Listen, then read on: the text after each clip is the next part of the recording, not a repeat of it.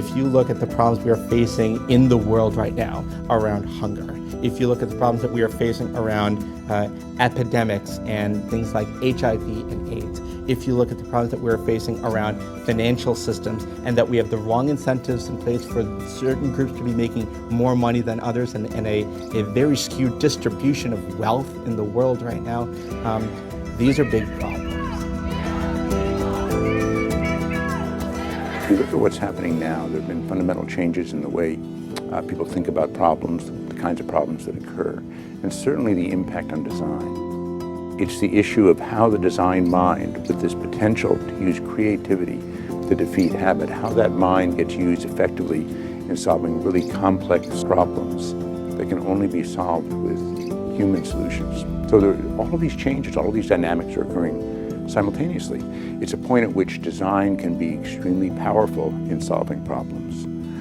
Or if designers conceive of themselves too simplistically, they can be irrelevant. So it's a very challenging moment for design where the upside potential is huge. The need for change is pretty huge too. In an ambiguous problem, you don't know what you don't know.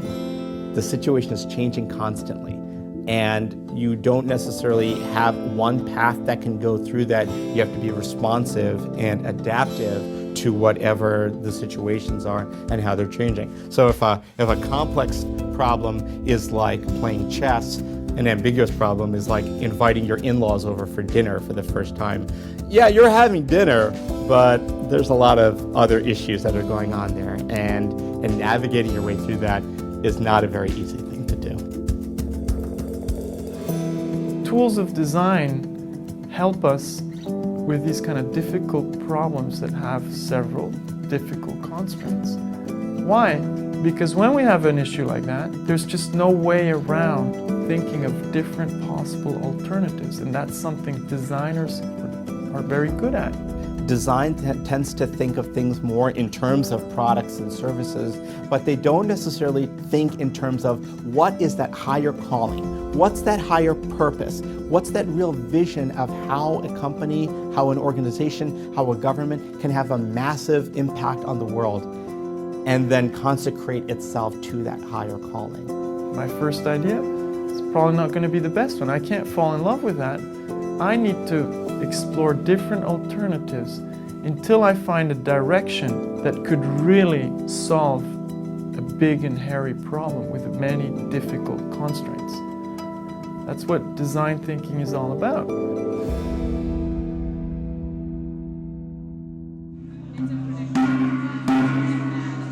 Okay. All right, so you've had some time to prototype. The coaches are now going to come out of their cohorts and do a run through with you. So act as though the coaches are your users. Design thinking. Design thinking. Design thinking.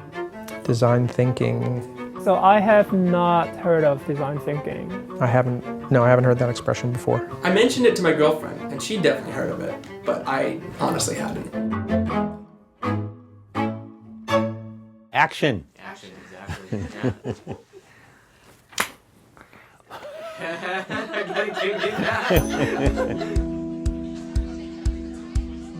So right now there are about 130 students who before yesterday morning had not had any exposure to design thinking.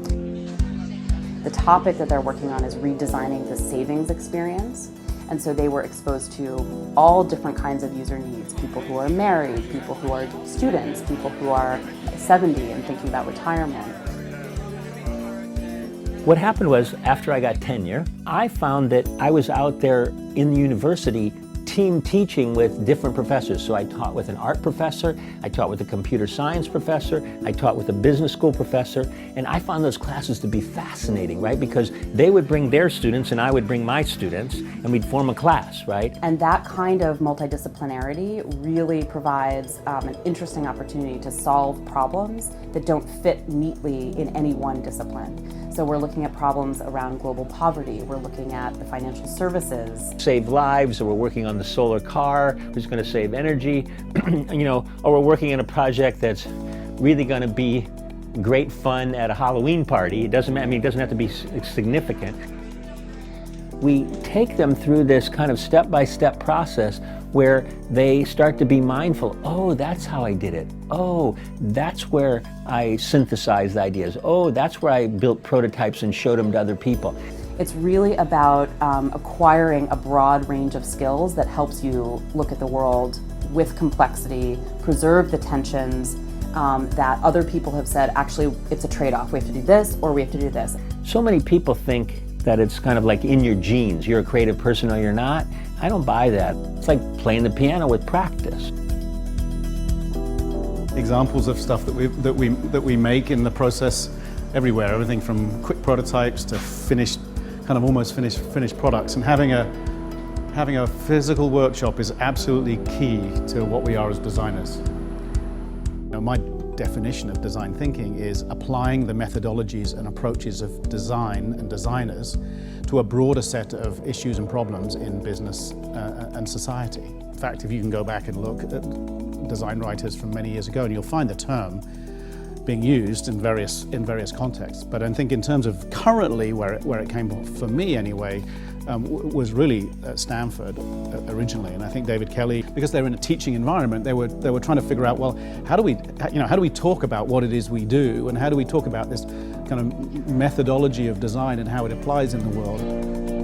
This was given to me by my grandmother, so it has meaning to me. That's one way to add meaning to a product. Remember this from my childhood, when this thing to measure your feet, something that's scientific or something that's from a different country, rivets from the original Golden Gate Bridge. Design is a sport where you have to actually participate, right? It's really hard to get passion for something if you're not involved with it. It's like, I've never gone to Burning Man. People always talk about Burning Man. I can't get excited about Burning Man. I've never been there, right? But I'm sure if I went once, then I would get what it is. And of course, David and I work very closely together, and we were interested in a lot of the same things at IDEO, not so much teaching students, but in terms of teaching the world and teaching our clients a perspective on how we solve problems.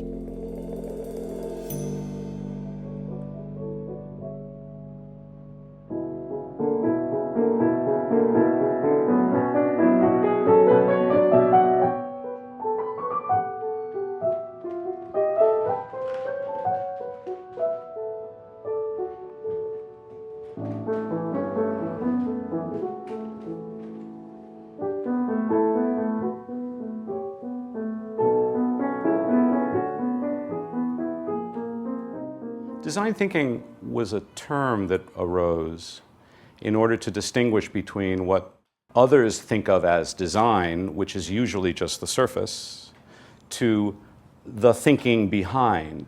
Thinking is something you do first and then you make. And it's also a couple of processes.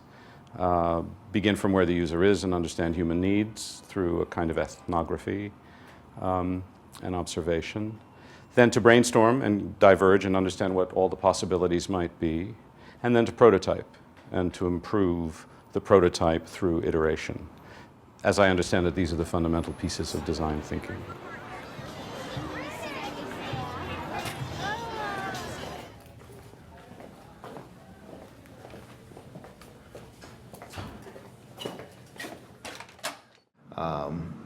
People have said if nature didn't create something, an Autodesk customer probably did. Someone designed it. We'll see in the next 10 years different means of realizing your designs.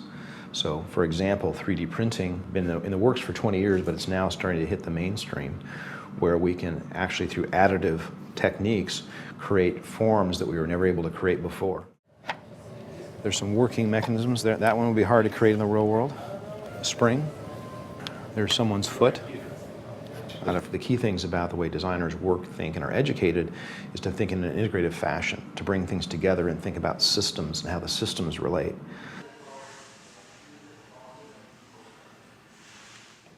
This is Material Connection.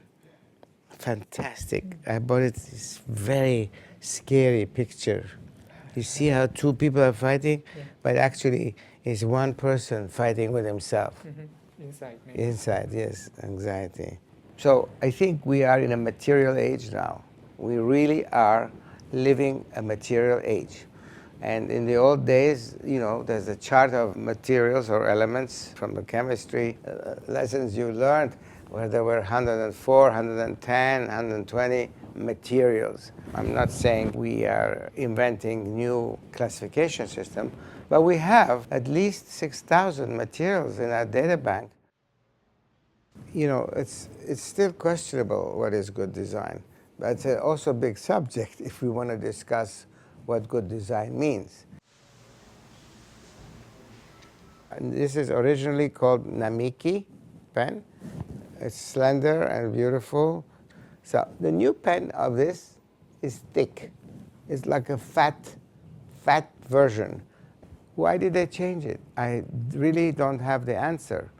Because good design in this case, of course, is the proportion. It works well, and they've made it worse. It usually has to be better, right? Well, so much for that. Design is the act of seeing something that we want to be better, and then the activity of making it better. It usually starts by someone seeing a problem, but it's up to that first conversation to begin questioning, does the problem as stated represent the problem that we should observe? It's just like in medicine. I may go to a doctor and say I have a pain here, and the doctor may realize the problem isn't here, the problem's over here. And it's the design conversation's responsibility to diagnose, if you will. If I asked you to build me a bridge, what would you do? If you build a bridge, you could build that cantilever bridge or a suspension bridge or, right, a whole bunch of different kinds of bridges. But if you ask me why, and I say I need to get across this body of water, right, then what solutions might you come up with? A boat, swimming, give me a wetsuit, right? A tunnel, an airplane, right? Oh, and a bridge. So by asking why, I've now completely reframed what it is, right? If you ask me why again, and I say, oh, I need to get a message to the other side, right? Now what ideas do you have? No, I don't have to go across now, right? So how can I get a message to the other side?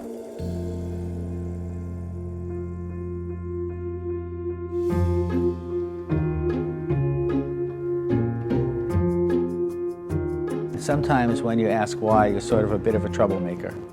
You know, that question, what is an acceptable question? Why is a much tougher question to answer.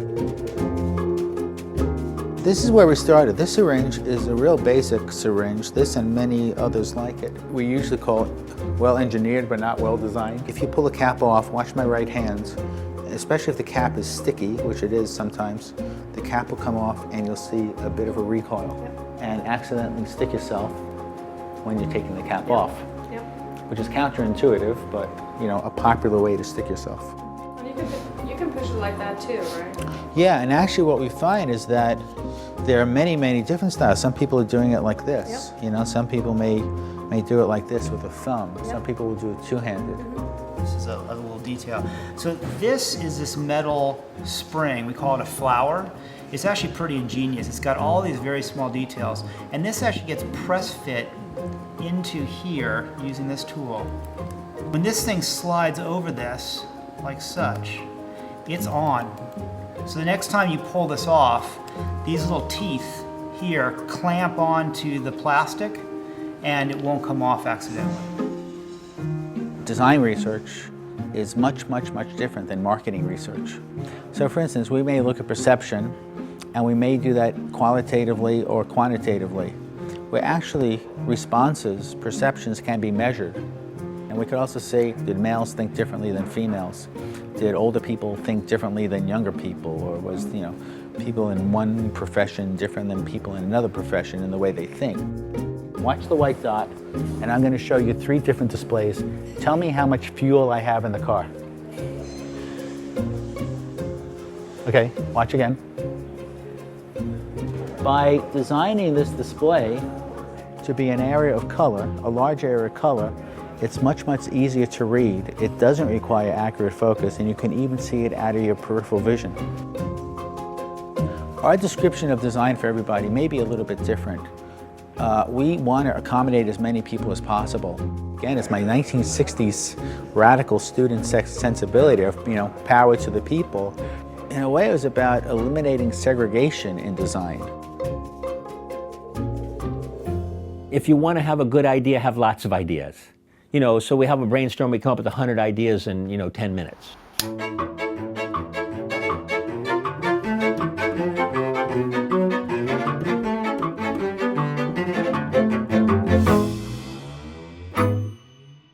If you try stuff, that doesn't mean spending $1 billion trying something and having that fail. You have to think cleverly and say, how can I have the first try for a $10,000 investment? And that way, if it doesn't work out so well, then that's not going to kill us. And so changing from I have to wait and wait and wait and wait until I get it absolutely perfect and invest more and more and more time in getting it perfect, and then I'll show it to you. Mm-hmm. We want them to think, I'm gonna go really early. I'm gonna say, I've just done some preliminary thinking. What do you think? Just, you can trash it if you want. Just tell me what you think, and then do it over and over again. And that I think ends up feeling very liberating to these students, who many of them are highly kind of analytically trained, and they've come from a world where they've got to get the right answer. I make stuff up. Okay. Whoever done it, it's a really nice. Design thinker. I think probably more like a guy who just, all right, but I make stuff up. I'm making T-shirts, The old one's like this, right? The classic meter that has the round shape because it's got a time indication that's tipping like this, and this is sort of doing the same thing. The one thing about cities is that they're pretty strapped for human resources. So just managing the situation, having thousands of these in the street, and you have 100 people just operating them. I think we could figure out a way that basically throws the coins under the bus, so to speak. We don't deal coins, everything is digital. My designer friends that I've known for so long, the designer couple, is they just never mind trying something. They just don't mind being wrong, having a bad idea, as long as that being wrongness and that bad idea helps them get the next stage of a good idea, and the next stage and the next stage. So say I want to log in and reserve a table on OpenTable or something. Yeah. And then wouldn't it be cool if I could reserve a parking spot and when I show up I see it? Yeah. So I wonder how we would indicate that within some of these guys. You may be able to put in a reservation related to your dinner reservation. So when you pull up, you kind of get like automatic Rockstar parking. If I'm entering something on my smartphone, and then I'm gonna take my 2 hours and put it on the device, I can use this sort of gesture across it. Give it back to me. We find it kind of a historical street furniture, and we want to design it. And some really interesting ones that are actually dealing with non-object. It looks like a bump. It's like I've shown up and because it's raised, that one's reserved. No, I can't park there. Right? You go over by the federal building. Yeah. And they have all these anti-people charging the building. Anti-terrorism. They come out of the ground. Yeah. Transamerica's got that too. Yeah, what if it's posts come out of the ground? Oh, that would be wonderful. If you exceed it, it basically lifts your car. No, just 2 inches above ground, so your wheels are. And the idea is that it's kind of protected from the sun and the elements, and the screen doesn't have to compete with the sunlight when it's coming down. So the design output from design thinking, the idea of making creative leaps in order to come up with a solution, the idea of representing those leaps with prototypes or renderings or some form of communicating device, the idea of choosing between them and then going forward and developing concepts that allow people to not just be problem solvers using their explicit thinking, but also be problem solvers using tacit knowledge, using the learning by doing, and finding that they come up with solutions because they build things, they're making things, they're coming up with solutions using intuition.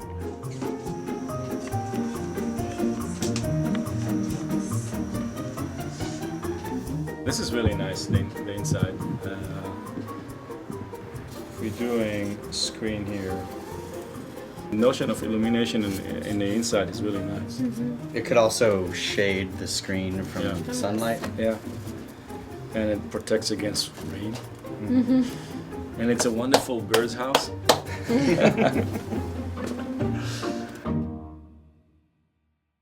When Skype came up, okay, was that 2003?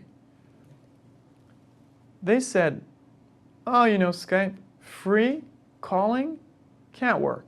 It's not serious. You can't offer phone calls for free. They're going to disappear. So they didn't take Skype seriously. Well, you know what happened? Skype today is the largest operator of international phone calls. They own 13% of the market. Now what happened is that these senior executives, they were thinking of the industry through the lens of their business model. Running large-scale network, which costs money, you can't give that away for free. What they didn't realize is that Skype has a different business model. Skype has zero network. It's a software company, and their network is the internet. So for them, it doesn't cost them any money to offer a call for free. But these senior executives didn't take the time to analyze the business model. They would have understood, we're doomed.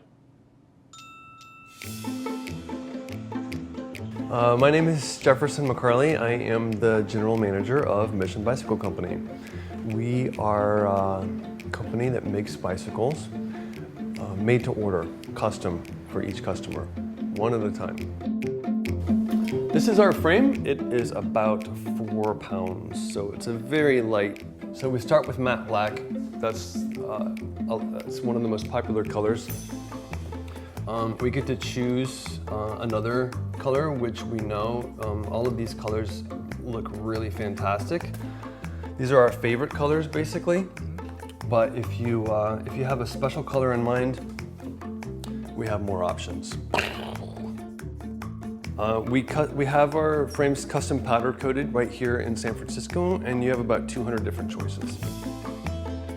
One of my favorite things is to see the light bulb go off over people's heads. If I didn't have to just pick a boring, ugly bike, pre-built off the shelf, if I got to choose the color of the frame, the color of the wheels, if I got to choose the riding position and the handlebar style that I wanted, what would my bike look like? A third of our customers, I think, are designers. So you can be a designer on the web, and you can learn that trade, and you can be a designer in architecture, you can learn that trade, but it's very rare that you get to walk in and be a designer for bicycles, or for your city, how you experience the city, or anything. That's the empowerment piece of what we're doing. We actually literally enable people who have a design eye to design their dream bicycle, and then we go and build it. The frame is set and it's ready, and any parts you want to switch out or upgrade later on, this is done. You don't have to worry about it anymore. Just cleaning it out so that. Yeah, so from now on, anything you want to install will be ready to go. I'm not usually a details person. My brain doesn't work with the details. So when they started going through all the details with me and I saw just how many different things on a bike you can customize, I kind of started thinking that I should start paying attention to these things because it'll really affect my relationship with my bike. I kind of already knew what colors I wanted, and they walked me through everything online and then showed me everything in real life. Traditional model is we're going to build this thing and we're going to try to sell it to you, and you either take it or leave it. Yeah. And then I think that's maybe fine if you don't have direct access to consumers, but when you start to use technology like the web, or you have a store where you can keep a lot of different parts and have really smart people put them together, you suddenly are less about saying take it or leave it and more about saying what do you want. Last week I was at my office seeing patients, and when they told me my bike was ready, I was so excited I left patients in my waiting room waiting to see me and came down the street to get my bike. And then went back to work, and I was really excited. So now that I see that I was riding a bike a lot and it was my main mode of transportation, I wanted a bike that I actually enjoyed riding instead of riding because I felt like I should or had to. One of the things that we want to do is push the store experience as far as we can go, and use that as a way to inform what we need the web experience to be. And we really do treat it like a laboratory. The web experience to be an extension of the overall customer experience. And whether we need to have stores or we can do everything online, we're agnostic. Whatever makes the most sense, we'll do.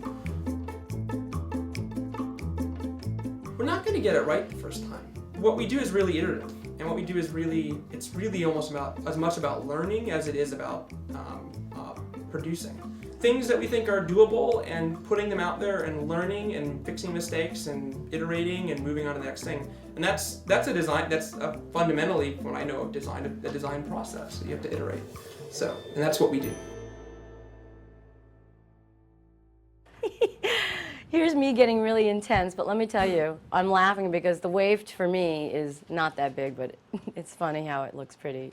I'm getting all, cowabunga. To me, it's one of the most zen sports. You are in the water and you have to look at the horizon and watch the waves, and it's very meditative. And because I'm such a multitasker, it's the one thing that gets me to stop thinking about everything else. Different companies say they believe and they respect design and they understand design, but their level of education and understanding how much you have to invest in design affects the type of person we bring to them. A company that's beginning to invest in design would need to look for someone who's more of an entrepreneur, someone who knows how to set the foundation of a design team, in addition to knowing how to design or manage. So it's very different than a company who has a team of 50, 100 designers, and they're looking for a new design manager. People used to debate, is the term industrial design correct? And people used to debate that it is hard to define to the public, to non-creatives. But in reality, the term industrial design to me is very effective. It means design within the business world. A long time ago when I started my company, I think 6 months into it, I got a cup. Instead of working, I just realized I needed to do something to inspire myself. And I wanted to know that one day we could make change, help the design business world understand the value of design. To the point that I took a copy of, I love Fast Company. I think Fast Company really tracks innovation, creativity in all aspects in every business world. So I took a copy of Masters of Design for Fast Company. In fact, I think that's Yves Behar in the back. So I feel sorry for him, but I put my face in front of his. And I even changed the words. Companies say we want to be the yay ideology of our industry. And I say, do you have the guts? And it has my, Angela Yeh, CEO of Yay Ideology. How to succeed with style. What Angela Yeh is teaching Coke, J&J, and Coca-Cola about designing matches. So that's our dream, is helping design integrate into the business world. My name is Vince Ferron. I'm the head of design for Coca-Cola North America. Prior to joining Coca-Cola in 2006, I was with Apple full-time for 16 years. I've really, on limited occasion, avoided sort of dropping the Apple bomb, if you will, as to, when I'm inside speaking about design and educating team members or young designers, I may give relevant examples, but I never say, this is how we did it at Apple. When I first heard the term design thinking a few years ago, after I read Tim Brown's book from IDEO, at first I didn't really understand the term. We never, uttered that word. I never heard it at Apple's design studio. It led the design effort for one of, I think it was called the Flower Power, was the internal name for one of the iMacs, where it had the rear end of the iMac had an integrated graphic design of flowers or inspired from the 60s. And it wasn't a success. It lasted in the marketplace for 6 months. But you know what? It really taught us about in-mold decoration and form design and material exploration. One of the stories I heard about how this particular design was sold in is that they prototyped it and they just seeded it throughout the company. They would make 100 of them, they would just put them in conference rooms. And so business, brand leaders, marketing leaders, they'd be like, oh, wow, that's great. Why couldn't we do something like that? And what I'm most proud of, which was the design thinking led, is the way that we've developed the ADA user interface. We tested it at the Shepherd Spinal Cord Rehabilitation Center in Atlanta. It's an area where people have been unfortunate, have been in a car accident, et cetera, or they've become handicapped because of an accident, from children to older adults. When they realized that we actually went through this extra effort to enable them to pour their own Coke, I truly got goosebumps. And it beat every interaction I had with, Steve Jobs, Jonathan Ives, my great colleagues at Apple. Coca-Cola in a lot of countries is really viewed as a local company, and they have the love of their communities and their consumers, and I don't feel that Apple has achieved that. I feel that they have achieved maybe a love for their products, but I don't believe that if you go to, South Africa or Japan, that individuals actually really love Apple as a company. And that even in a way is design thinking, as the way Coca-Cola has chose to integrate into societies in over 200 countries.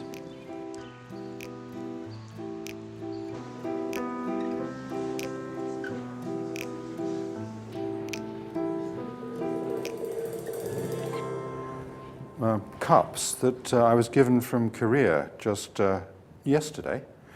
They're called moon cups. And you can see there's a shelf on the inside. So if you put, say, milk, a white liquid, into this one, so this looks like a full moon. Oops. But if we drink some, you can see it looks like a partial moon. Well, the businessman, by taking one solution and testing it, wants it to succeed. The designer, by testing a number of things, knows some will fail, so he doesn't care. Many, many large companies in the world will go and recruit straight out of Harvard Business School every year. The great companies in the world are not going and recruiting out of the great design schools.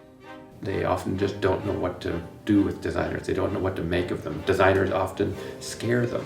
They talk in the language of what is cool. They talk in the language of what is creative, but they don't necessarily talk in the language that business speaks. I get comments back from our business leaders that like, oh, I didn't realize those designers down on the 14th floor were so smart. Business speaks a very finite number of languages. They speak in terms of a profit and loss statement, a balance sheet, and a statement of cash flows. And organizations have been designed for the most of the 20th century to be efficiency-based machines. You don't want to experiment. You don't want to try out new things. You want to execute on plan and on budget.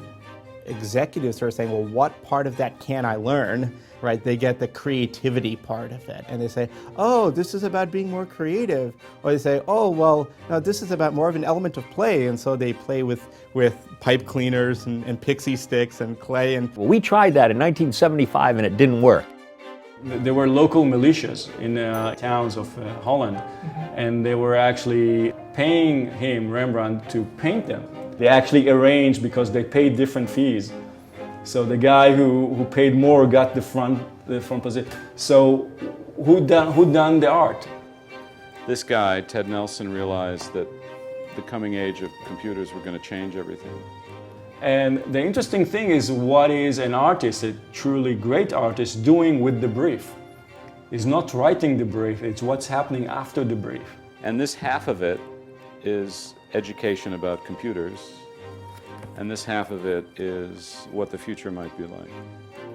You know what, I think I need to go hire a plumbing thinker. You don't say that, you say I need to go hire a plumber. Prototyping, testing, failing all the time, but failing quickly and cheaply in order to succeed. You have found is that design firms will do something like say, well, we'll have an MBA run a spreadsheet on this at the end of it. And that in itself is a wrong idea. That doesn't work as well because you haven't really integrated it into the creation process. Succeed or you're gonna fail. When you already invested 50 million, 100 million. So it actually becomes what some scholars call a wild-ass gamble. Why is it that big, huge corporations get beaten by kids in garages Ooh, yeah, yeah. Are they trying to replicate what's being done already? No, they're inventing the future. They've got nothing, absolutely nothing, and and 10 years later they are bigger than Time Warner. And how could this possibly happen when Time Warner has all the resources? It's because Time Warner is trying to keep on exploiting the same things they do now rather than inventing. Right? Because they felt the pressure of keeping on earning high returns on an existing business model, and they couldn't step out of that and say, wait a minute, we've got to have 3 or 4 years of really crummy earnings while we completely restructure ourselves to be online, digital, etc. This is actually the whistle from an Alessi kettle that was designed by Richard Sapper, and he wanted the sound of the kettle to be more interesting than a normal kettle. So he designed it so that there are 2 notes that when the steam comes through, it blows like this. That's one, that's the other, but together. And he gave me this as a souvenir when he'd come to make a Bill's Design talk.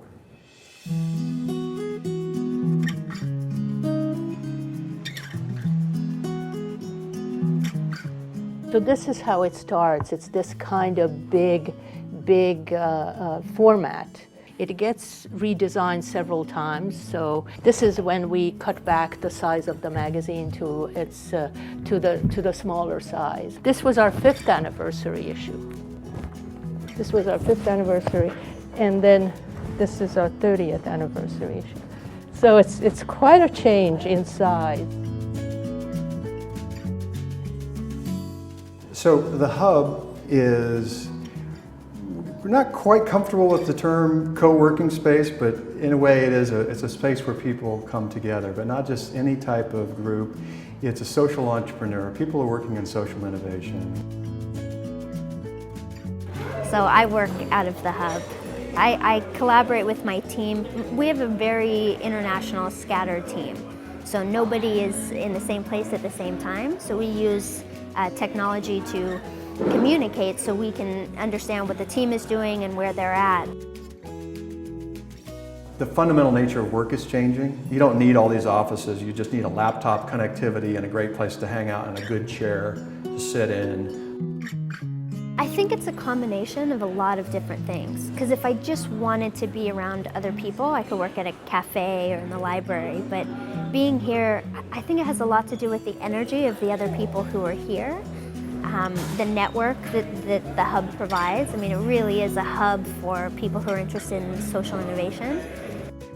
So social entrepreneurship is a fairly new term, and it gets kind of confusing, especially in the era of social media. Is social media social entrepreneurship? No, completely different things. So first of all, a social entrepreneur, let's just say, is somebody that's, as an entrepreneur, that's doing something that's of benefit to society or of benefit to the environment or the world in general, you could say it that way. So that's how we loosely define social entrepreneurship. There is no them. What happens in rural Thailand, for example, affects people here in San Francisco just as much. So I think that having the awareness of that we are all in this together, we all have some skill that we can contribute that will be valuable in moving us forward, is something that more people are tapping into. We just had our next generation design competition winners announced. They create an algae farm on the facade of the building, which is, and you know that algae lives on carbon dioxide, so it lives on the dirt that we produce. And it's a very important, it's going to be a very interesting resource of energy. The architect has to reach out to the biologists, to the other scientists, to the physical scientists who know how these systems work, and put this information into the brief about the building.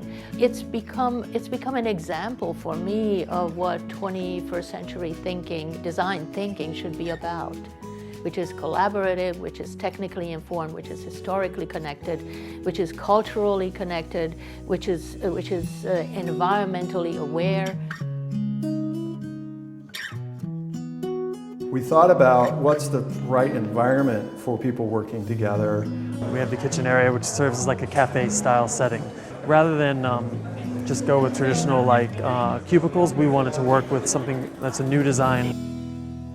Anybody that wants to walk between the two spaces needs to walk through the art gallery. And there's something there that's inspiring as well. Art inspires the entrepreneurs inspire the artists, and starting to connect that. But we also have ongoing workshops that we do almost on a daily basis. Things like, hub office hours, and the office hours are like half-hour sessions with like a lawyer or with an accountant or with a designer to try to understand a little bit better how we can actually help that business.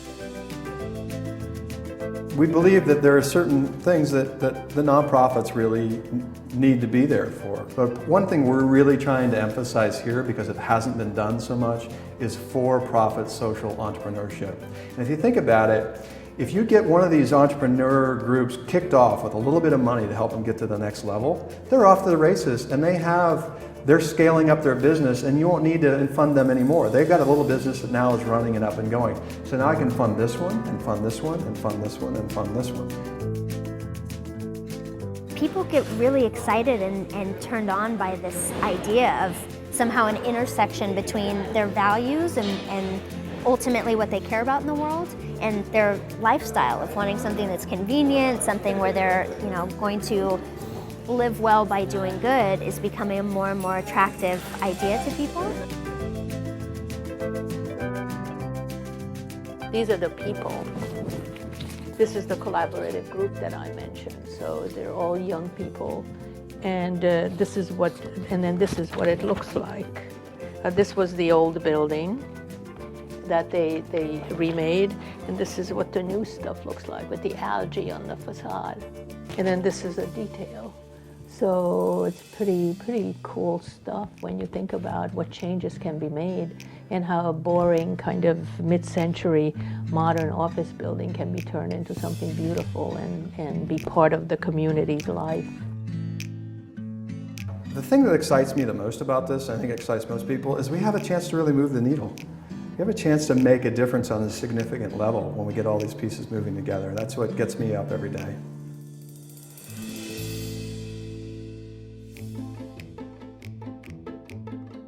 Some people are really good at sitting on things like this. I'm not. So as you can see, this is probably needs to be inflated, but apparently if you sit on this actually gives you a better core. Jump Associates is a strategy consulting firm, and we spend most of our time working with companies to solve highly ambiguous problems around growth. The rest of the company and get comments or get ideas, they can spin it around and basically post stuff on the outside, and people are able to then comment on it. And that typically means taking a non-traditional approach to solve questions that they have where they don't necessarily know what the right answers are. They don't even know sometimes whether they're asking the right questions in the beginning. Affectionately called the Zen room. And one of the benefits of a room like this is that you're not sitting in a normal office chair, you're not sitting at a normal office table. We're having deep discussions about what's the vision about the greatness of their company, what's the vision about what kind of impact it could have on the world. Set up to be reminiscent of an old-style diner booth, right? And you're talking, and it's late at night, and you're hatching plans about how you're going to go about changing the world, right? And even when you've got a great idea, you reach over for the napkin and you just scribble a great idea down on the napkin there. And we know what that script looks like. We will often say in the middle of the meeting, okay, everybody switch chairs. Find a different chair in the room, and you have 10 seconds to do that. Why? Because you've been thinking the same thing, and you will see things from that perspective. Give yourself a different perspective. There have been project rooms where I walk in and there's not a chair to be found because everybody's on some sort of other seating contraption. We want someone, as they happen to be walking between the cafe and their office, to walk by the library and say oh, you know what? I hadn't thought about that. That might be an interesting book for me to go and look at. I've been trying to think about this issue of pricing, this may be a book that I might want to actually consider. Here's a page, Carol, called The Design Problem, a process as a problem-solving journey. So, when you think about things like design thinking, like it all sounds new, but this is stuff that was created back in 1972.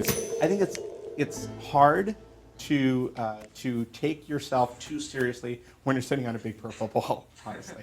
And so much of coming up with great ideas is really about giving yourself the freedom to think crazy, to think wild, to not be constrained by what exists.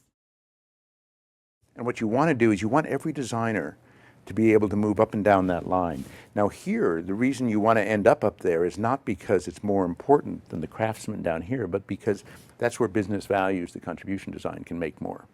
And so that's where you want to be. And down here, with technology offering an increasing number of tools to all citizens, it becomes a generic product. And up here, it becomes a unique product, which has much greater value. So that's what has happened to AIGA. We represent the experience design spectrum.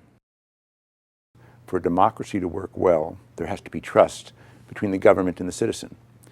And trust is established by understanding and communication. And almost all of the communication between a government and a citizen is based on asking for information or giving information, which means that democracy depends upon information design. Now, when the government came to us and asked us to redesign the ballot, we said we wouldn't redesign the ballot, but what we would do is redesign the election experience, because it's not the ballot that's critical, it's the experience from the time a citizen discovers that there will be an election to the point at which they understand the issues and go through the process of actually getting to a voting place, marking a ballot, and then leaving that space confident that it was marked properly and it was counted. And that's the whole election experience. Now there's a case where instead of designing a ballot, we redefined it to design an entire experience.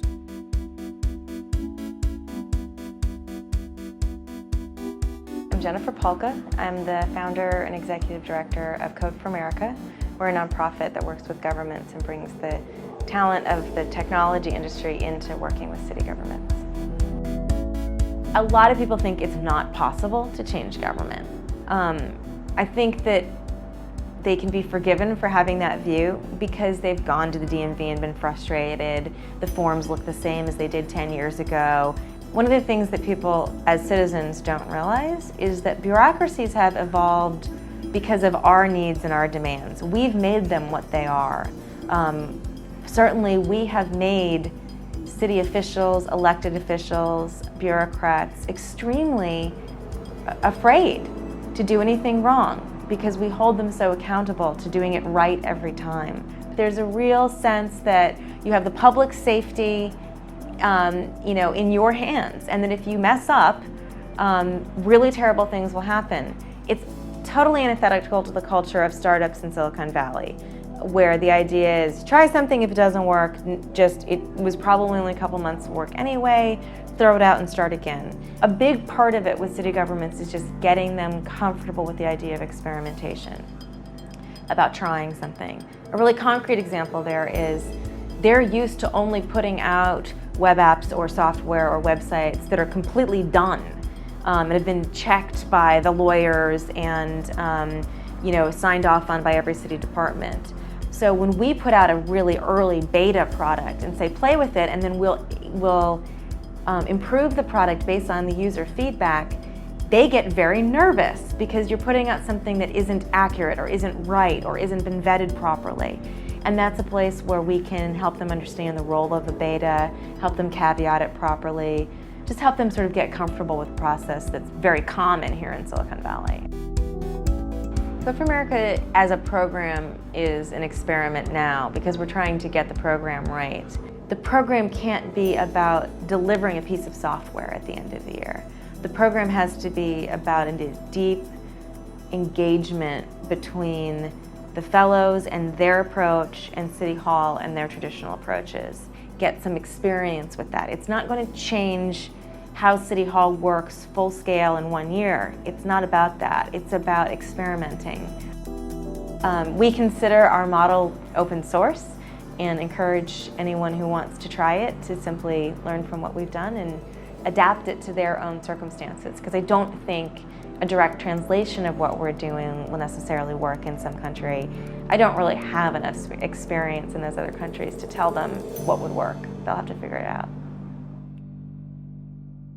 I would issue a warning. Actually, maybe that's too strong. That's going in. I don't want them to come after me late at night, you know, in a dark alley. They're all on the West Coast, so. My interest for the last several years has been to have a better dialogue about design and design thinking. And so the idea of having a film which explores that, I think is a fantastic idea. I mean, it allows you to look at it from multiple perspectives. It allows us to have a debate, kind of in real time without it being in real time.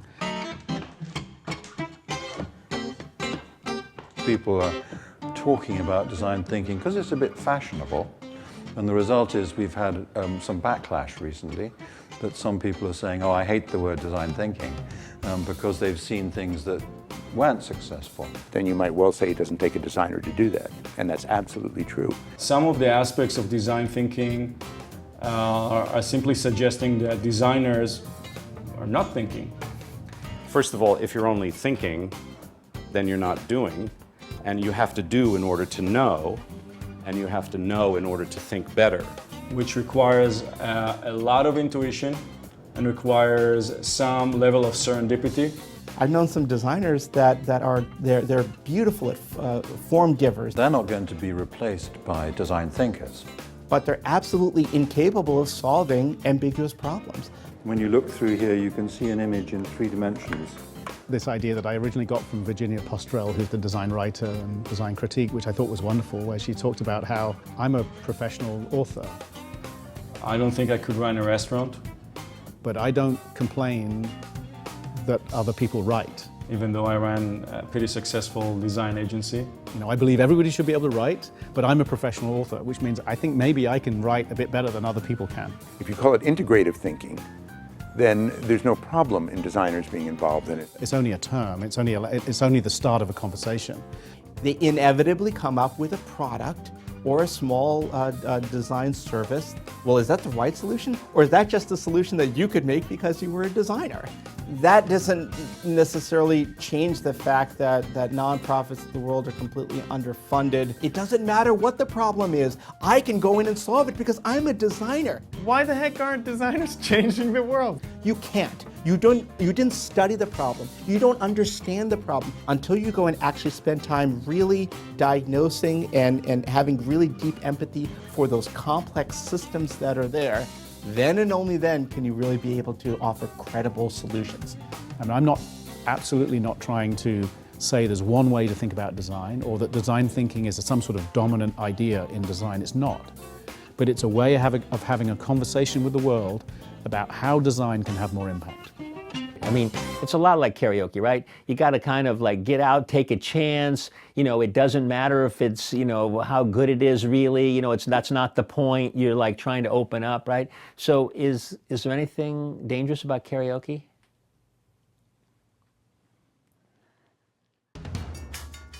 Well, where do you want to start from? I've been a cook for many years, and prior to coming here, I was an actor in Los Angeles. For 10 years, I did a lot of TV work and theater work, and I got a phone call from a company and asked me to do a corporate event. We did that event, realized that there was a potential market for team building and also for cooking parties. So we started Hands On Gourmet out of a garage in the Castro. We built some shelves. We had racks on the side, pots, pans, cutting boards, linens, chef jackets.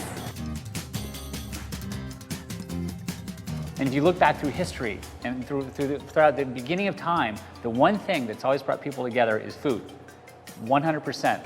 Every person in the kitchen is working together to make this beautiful plate of food come out at just the right time. I mean, we're an entertainment-based business, and it's really important to get chefs who are really talented, but that can also deal with people. The chefs are there to facilitate. Have to have patience, and they have to be the ability to work with people and also be a host, really.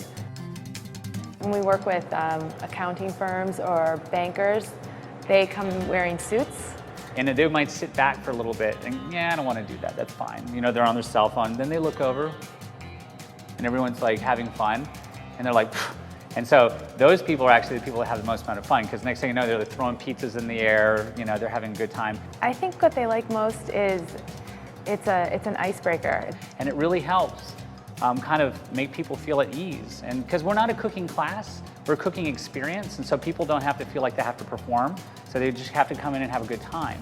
You know, the thing about here is that in the beginning of the events especially, you need to get people excited about the events. I mean, because this is a theater, if you want to really like it, this is a big stage. The connection to my acting is taking the entertainment side and then folding it in with the cooking side. So it brings these two together, which seem to work. We have a whole range of clients, really. We had a group of consultants come. The challenge they're faced with every day is solving problems that don't have a clear solution. So what they did is no recipes, and there were 3 teams, and each team had a different set of ingredients. Their challenge was to come up with a dish using all of those ingredients. Design is very important from a lot of different elements, because you want a lot of this energy and this creativity. You want to create this space that makes it feel warm. And the big thing that I learned from here is one word, restraint. We wanted to look at it from an element that people come in and feel comfortable. You don't want a lot of stuff, but you want enough stuff. And so it's very difficult to hold back and to not put more things and more colors and all those things. So if you look around, you'll see that it's a very open space. And when people come in here, and that's very important, they're wearing clothes that have color. And also on the tables, there's vegetables and fruits. So every day actually, we design a new space. I guess just making people happy, really. That's the best part of it. Dealing with and redefining healthcare, is that a political problem? Is that an economic problem? Is that a business problem? Is it a religious problem? Is it a science problem? The answer is yes, it's all of those. If you want to be able to solve all those, you're not going to get anywhere by just putting a rabbi and a politician and an economist in the room. Although that's beginning to a really good joke. It did take us quite a long time to really get good at working together. And we achieved that by putting people into the same room in small studios, so that there was a chance for the engineer to sit next to the human scientist, to sit next to the designer. It's not enough to simply have a multidisciplinary team. You have to have multidisciplinary people. Society doesn't do a very good job of promoting hybrid thinking. Society does a very good job of trying to strain it out. And what that often looks like is that we tell people from a very early age, you've got to focus. You can't look at everything. We tell people that you have to pick one major when you get to college, right? I have 3 different disciplines. You know, I started off in electrical engineering. I then received my master's in business. And then I went back to get a master's in human factors design. And I truly believe that if you can't reinvent yourself, you can't reinvent a team. What I really respect about, for instance, the movie industry is that they developed a very astute sense of respect for each one of the crafts. And with design, it's really blurry.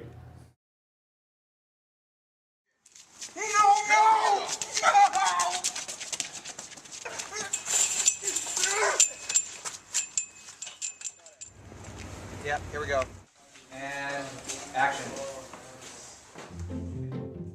My name's Jack Perez. I've been directing for about 20 years. My last film was Some Guy Who Kills People, a comedy thriller, executive produced by John Landis. I also directed a film called La Cucaracha and The Big Empty, made in 1997, and Monster Island for MTV, and Wild Things 2, and the pilot for Xenia Warrior Princess, and a whole bunch of stuff.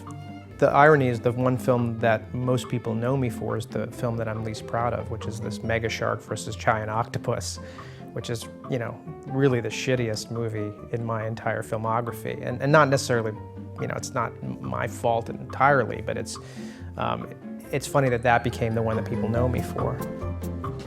The making of a film is, you know, a huge project. It's something that starts on paper, in this case, you know, it's a script, and then continues through the paper process, through storyboards, conceptual illustrations, And then it becomes a matter of translating all of that into an actual physically shooting the movie and then cutting it and then mixing it and on and on and on. So in a lot of ways it's like building a bridge or any huge project, you know, where you have a lot of people. But you do need somebody in the director really to have a very strong vision of what he wants in order for that information to be funneled properly through all of these people so that it turns out to be like those storyboards or those conceptual illustrations. A camera can be wielded like a brush. So in a way, you can imagine a painter, if somebody else was using the brush, and the painter was trying to tell the guy who's operating the brush, this is the kind of stroke I want. Sometimes you feel that way.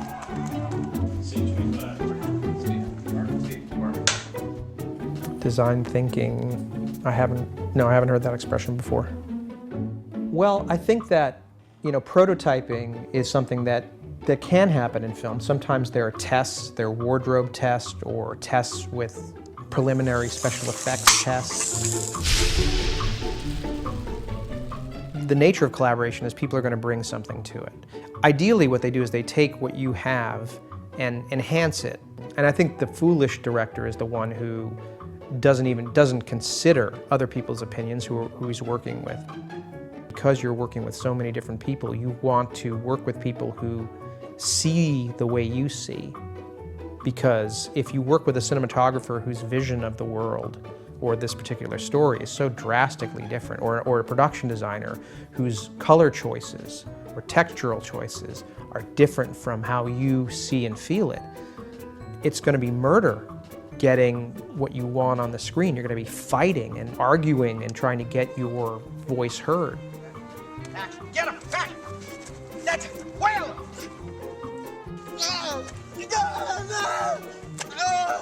I once had a guy come to me and literally say, "It ain't show art, kid. You know, it's show business." The problem is that, you know, and it's not exclusive to filmmaking, but the people that make film, physically make the film, are of a different mindset than the people that are, you know, behind the scenes business-wise. They're completely different personalities. It's a question of priority. The value system is different. So you can't expect an executive or a businessman to value art the same way an artist does. All you can hope is that they see some of the value in what you see and support that, or find a way to financially support that. And it's also up to the creative filmmaker to understand that you can't have everything you want, that things cost money. In the film world, every day costs a certain amount of money. Equipment rental, salaries, and if you go over a certain number of hours, you're into overtime and a big expense. And in the beginning, I didn't know that. I just thought, well, it's just the studio movie is just a bottomless pit of money. You just do it till you get it right. And like my very first time out, you know, this like producer grabbed me and said, "Listen, kid, you know, if you don't get this done, you know, before, you know, 7 o'clock, I'm firing your ass." And at that moment, I was like, well, they didn't teach me that in fucking film school. Film, a director is in control. I mean, a control freak is the natural personality for a director. You want to control this little world you're making. Sometimes you take too much control, or you realize, or you forget that life cannot be completely controlled. Life is much more complicated and chaotic. Film is just an echo of that. Cut, that was a good one.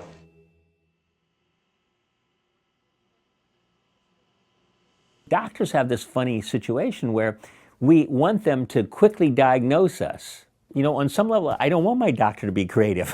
It's like, I want my doctor to like be really good at the surgery or what is, and do it exactly the same way that worked last time, and don't try new stuff on me. The doctor says to you, I don't know, let me like go and do some studies and come back to you in a while, right? It doesn't make you feel well.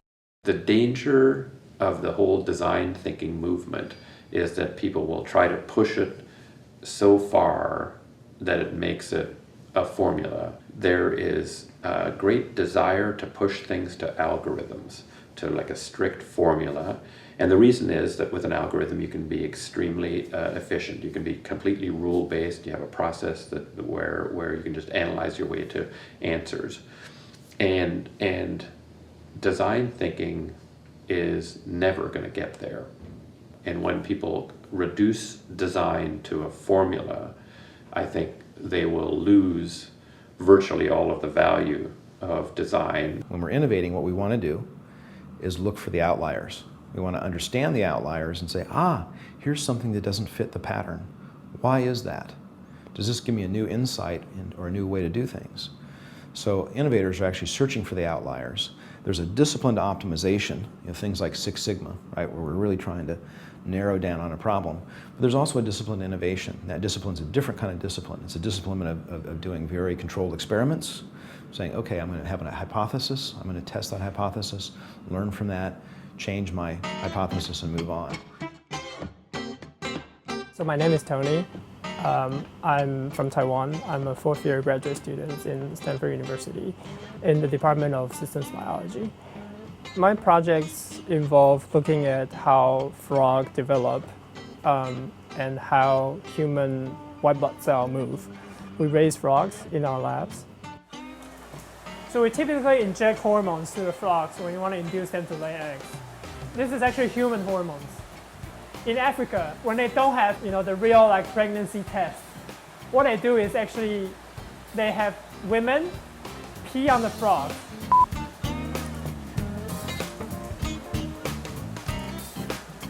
And then the frog lay eggs the next day.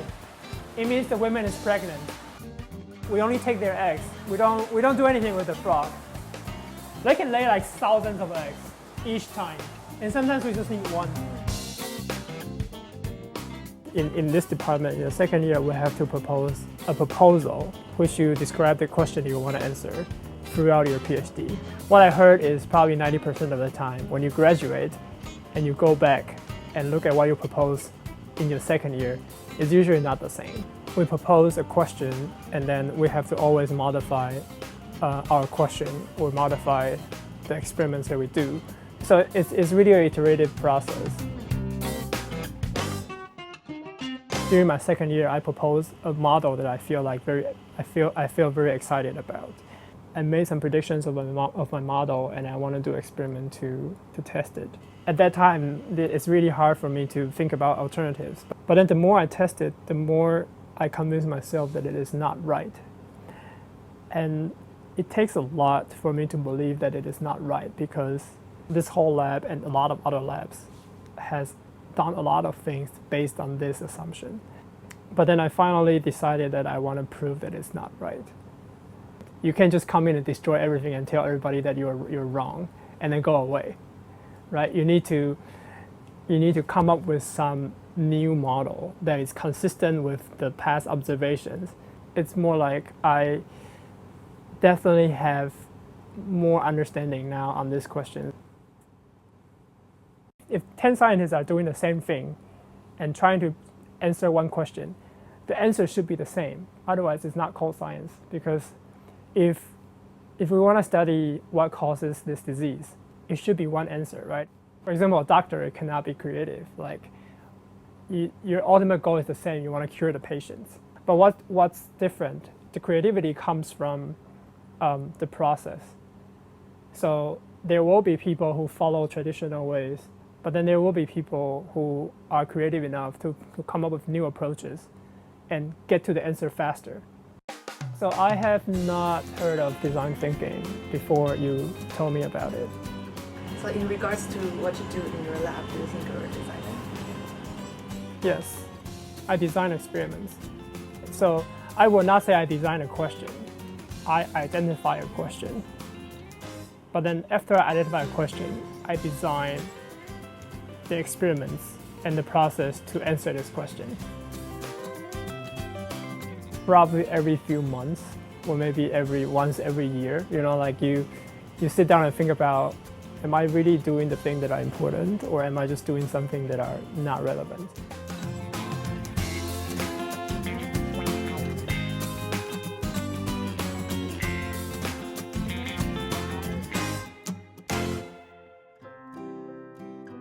It's a very interesting story about how design managed to not explain itself through the last 100 years. There was a point at which design was about form. Mid-century, in the last century, it was all about form. Then it became about form and content. So in other words, the designer became responsible for the message or for the function as well as the form. But now it's about how a designer can deal with a problem considering the form, plus the content, plus the context in which people have to address the solution over time. If we can start to show examples of our best selves, entrepreneurs and others that are doing good things, regular everyday people that are doing great things and having impact, somebody somewhere is going to say, wow, that person, I could do that. And I think that's the most important thing to look for, is where's impact happening? Is this idea helping us do better things in the world than we were able to do before? Is it allowing us to bring people together to work on creative things who would never have imagined being creative in the past, or never imagined working together? Or if they did come together, they wouldn't have had a language or a methodology to use to actually get to an interesting place or an interesting solution. And if we're not having an impact, ask the question, why not? What can we do to improve? There are the kinds of people who feel that this is dangerous. I want to know the formula. Tell me the Black-Scholes option pricing formula, or tell me what are the 4 Ps or the 5 forces, and I want to do the analysis and get the right answer. And others just feel that they're freed up. They feel, oh, you mean I don't have to get the right answer right away? You mean I can dream about what might be? It feels like they're saying you've taken my shackles off. The world is a very diverse place, and I'm happy to have that diversity.